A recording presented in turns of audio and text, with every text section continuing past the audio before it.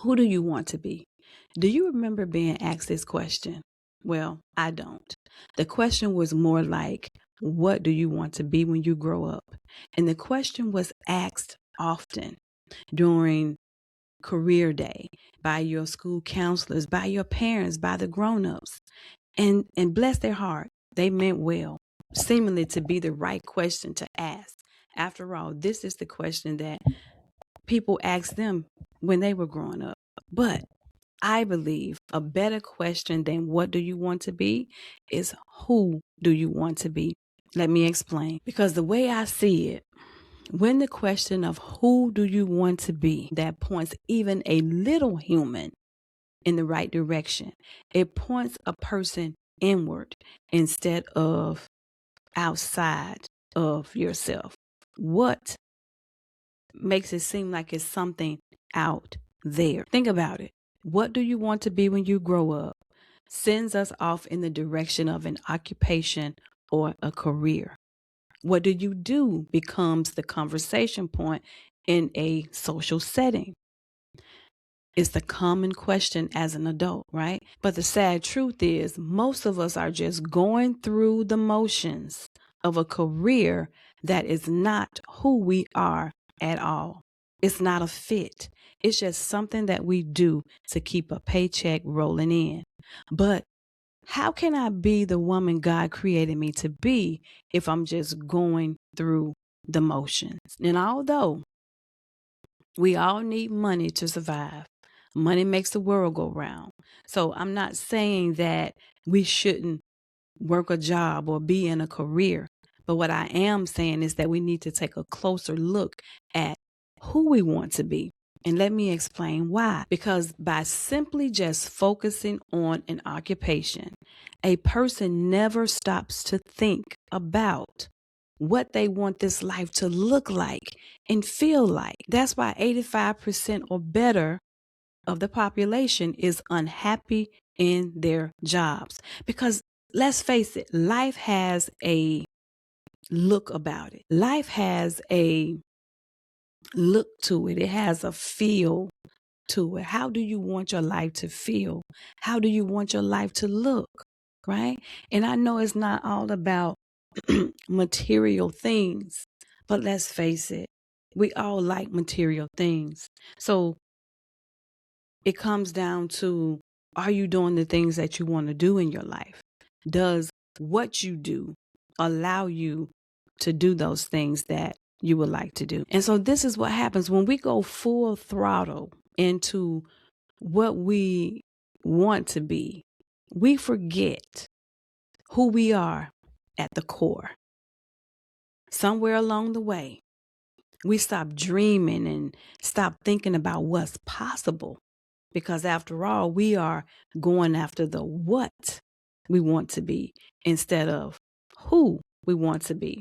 And I bring this up because I want you to know that it's not too late for you to be who you want to be. Because what happens, right, when we forget that childlike nature of ourselves, not childish, but childlike, meaning we lose our sense of wonder, that curious and creative and adventurous nature of ourselves. And just for the record, being creative is more than grabbing an easel or a canvas to paint.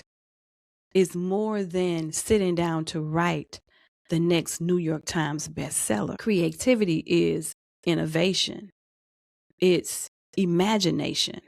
And we've all created things in our lives to make our lives better. Because, so often as adults, even myself, I've always told myself I'm not a creative person. And I hear so many grown-ups, so many adults that say, well, I'm not a creative person. Again, creativity is innovation. We've all come up with solutions in our own life to make life flow better. And we are all creative. After all, we were created by the ultimate creator. So how can we not be creative? So who do you want to be? Because it's not too late for you to be who you want to be. Just in case you went down that rabbit hole of what you want to be and it didn't pan out the way you wanted. Your life is not looking the way you want it to look. Who do you want to be? What type of woman would you like to be? Do you want to be a working mom, or do you want to be a mom who's able to volunteer at your kids' school?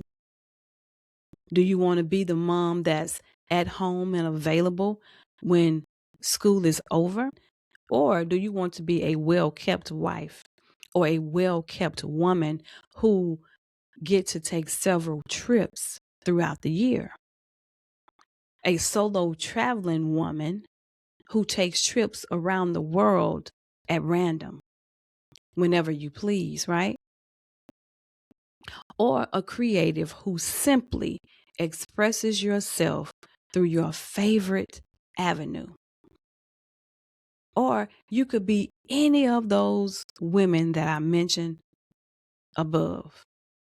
Who do you want to be? The point here of asking the question of who do you want to be, it carries more weight just to me. And if this is making sense to you, if this is resonating with you, what I'm saying, put in the comments, it's making sense. Because the point of asking the question of who do you want to be carries more weight than the question of what you want to be.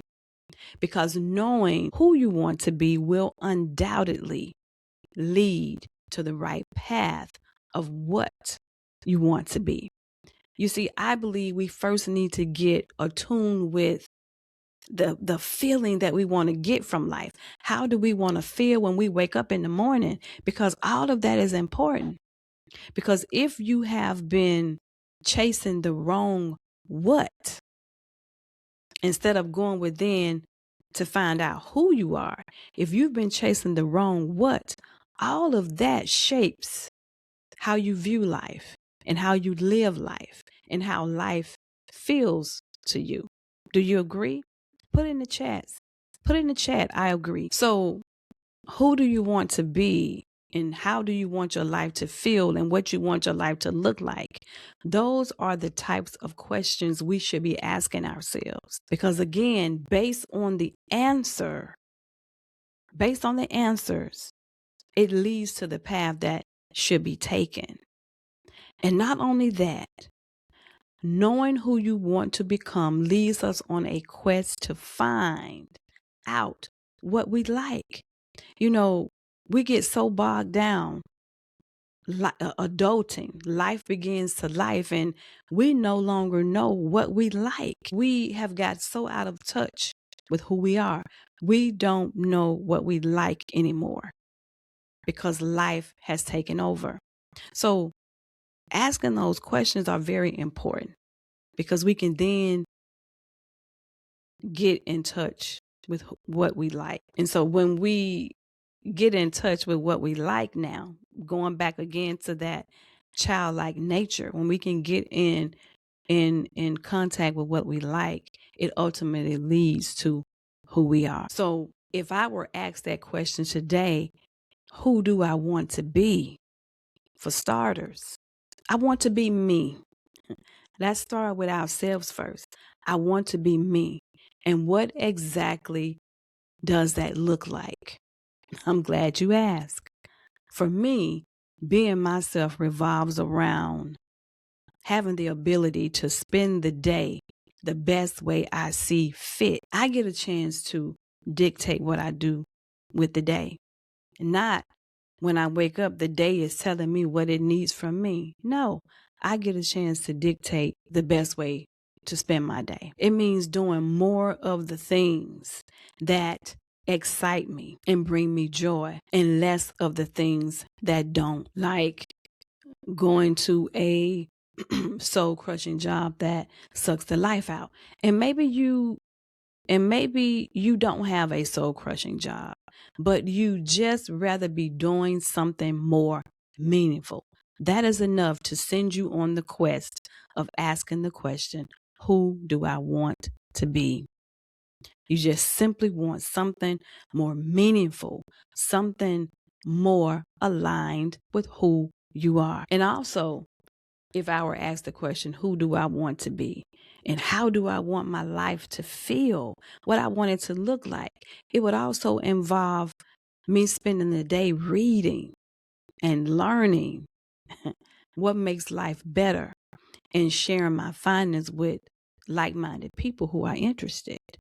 That's what my life would look like. So when we can decide on the things that we like, the things that come natural to us and bring us excitement and bring us that feeling that we want to feel in life, that thing, that's part of your very essence. Those things are part of your very essence. The thing we can spend hours talking about, the thing that make you lose track of time, I believe that is your thing. That is who you are. It is at the core of your identity. Those are the sorts of things that we can begin cultivating our life around. Those things, because naturally, see, this is the thing. We have normalized things that are not natural at all. But when we get aligned with who we are and the things that we enjoy, naturally, these things keep us aligned with who we are at our core, part of our purpose, not something out there. Because I believe that is where most of the suffering begins, when we are seeking things out there and we never stop to go inward to find out who we are and what we like. That's where the suffering begins. And so when this takes place, when we get aligned with who we are and we ask the right questions, that is when we can become the woman God created us to be. And if you want more clarity on becoming who you want to be and what you want your life to feel like, click the link in the description for a free self-discovering journaling download. And when you answer those questions in that guide, it will lead you on the right path. I'm Tanya. Bye for now, and I'll catch you in the next one.